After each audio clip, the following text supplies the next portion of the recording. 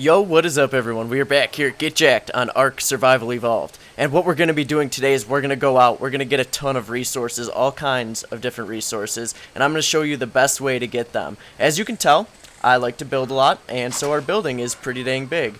So I have to get a lot of resources all the time, so these are going to be my own personal tips and kind of the ways that I use to get these kind of resources. So what we're going to be going into is the first one is we're going to get into is the best way to get wood, and then obsidian and metal and pearls and fiber. So those are the ones that we're going to get into for this episode. If there's other ones that you want to see gathered in mass quantities, definitely let me know, and I'll definitely come out with something like a part 2 with more resources that we can do. So thank you all so much for the support on the last couple of videos.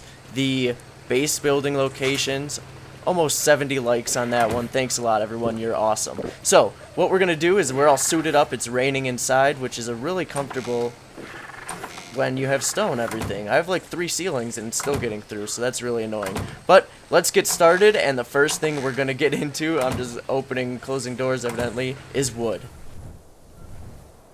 Alright, so what we're doing is we're carrying our mammoth. Now this is the best way. You want to just take your Quetzal, airlift in a mammoth. Now, I prefer the mammoth because his attack speed is super quick when you turn him to the side, and you can do tons of stuff with a mammoth as well.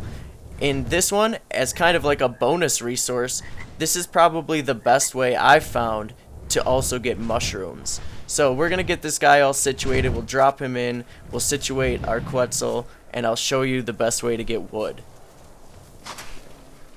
Alright, so here we are, and what you're going to want to search for is these ones clustered together, and you're going to want to turn to the side, turn your camera angle off to the side, because this way, straight up, he's just going to do a stupid jump attack, and it doesn't help. So you turn yourself to the side, and you have this huge attack speed boost.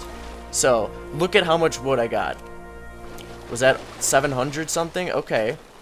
So I do have we have 2 times boosted rates on this server, so this is a little bit more than you would normally get. But, I mean, just imagine in general. Oh my gosh, I'll get 1,000 wood right here. Bam, right there. And 2 times isn't crazy. That's not that much of a boost. So you would have got 500 on a one-time server, so that's pretty crazy. I do boost my melee damage a ton, so that is why I get a ton of wood. But hey, if you want to get the best amount of wood, this is what you got to do. So that's also the best way. So if you're looking for kangaroos or anything like that, look at all those mushrooms. Look at this. I could tame up a kangaroo just from what we got. I'm just going to drop all that wood. We don't need it. And look at that again. So I'll just compare this to normal wood gathering. Just in case, see, as you can see, if you're normally in the forest, you're getting wood, you can jump around, but you're going to get a ton of berries and all that kind of stuff. There are no berries on those trees either, and it's just a quicker way to do everything. Alright, so the resource that we're going to get into now is not oil, because oil in caves, in underwater caves, is horrible. What we're going to be looking at is pearls. As you can see, I'm in an underwater cave. This is the one located kind of in the bay in the south. Now, this is kind of one that I like to use a ton to get silica pearls. Now, you can get tons of silica pearls just by going in a loop here. There are a couple spawns. Now, you can go out into the tundra and get a couple spawns of these and have to deal with wild animals and all that kind of stuff. But you don't have to deal with anything down here. Now, what I've done is you can see the little house over there. That is my little house. I built that in here a while back to tame up our Mosasaurus. So that is basically what I use. So what I do is I will fast travel down here into the cave because I've got a bed, and I will pick up all of the silica pearls. You'll get around 200 or so by going through this loop, and then I just store them. See, this is kind of where I am. But my map is erased, unfortunately, because Ark does that every once in a while, so everything got erased. So I'm back to a basic map. But anyway, I will come down here, pick up all the silica pearls, throw them into the chest, and then fast travel away. And then you can kind of wait till they respawn again, do it again, and once your chest is full of silica pearls, just take your plesiosaur, your shark, your whatever down here, and load it up, and you don't even have to worry about it. So you don't have to worry about keep going to caves. So if you have time to do that and keep checking in on the cave and getting the resources and pearls, it can be really good for you. Now this is this is a cave that people on my server don't go to, so it's pretty nice for me. So I'm going to throw these into the chest. And as you can see, I got that many pearls from that little loop, and you can get a little bit of oil as well, but that's about it. We'll throw the pick back in there so we don't lose that when we fast travel, and then you easily can just fast travel back to your bed and come back in whatever time it takes for the resources to come back, and you're all set to go. Alright, so the next resource that we're going to get into here is obsidian. So obsidian is definitely one of the biggest resources you're going to need because it makes polymer and all kinds of stuff. So I'm on the northwest mountain right here, and this is probably easily the best place for obsidian. If you come on foot, you're going to find all of these places here. As you can see, they're covered in snow. So this is an obsidian rock right here. And you can just go around. I do think that when you're in the tundra, you get a little bit of boost to the obsidian and metal because of how hard the area is. I think I heard of that somewhere, but I'm not sure. But anyway, the obsidian up here is crazy. There is, I don't know, it's all over the sides, all over the middle. You just have to get out on foot and kind of look around for it because it is crazy. Also, the metal up here is insane. So if you have fur armor and the right kind of equipment, you want to airlift in a kilo or something like that, definitely do that because this place is where you want to come for obsidian. Like, look at this side part right here. This is just kind of like a little show of where you can find some. There's like 6 nodes right here. Like, I can get over like 100 obsidian just, nope, that's a rock.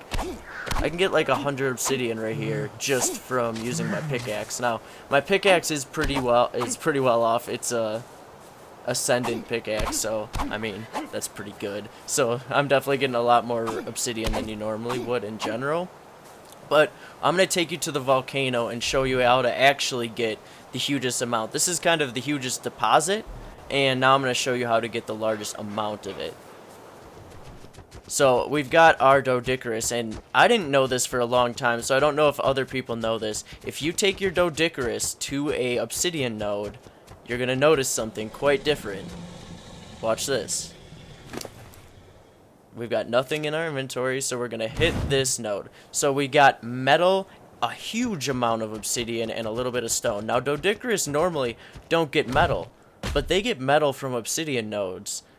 I don't know why. For some reason they do. Watch, I'll hit the nice, big, huge, glowing metal node here after I drop some stone, because his weight isn't crazy. So watch this. All stone. You can't get metal with a Doedicurus from metal nodes, but you can get it from the obsidian nodes, and you get probably the largest amount of obsidian. So actually you might want to take this little guy out to the northwest mountain and kind of take him there, but the volcano also has a huge amount of obsidian. If you're kind of in the middle of the game and just need a lot of metal and stuff like that, on PvE servers I think it's pretty common to throw up a forge up here like we have over there, but this is just a great way to gather obsidian.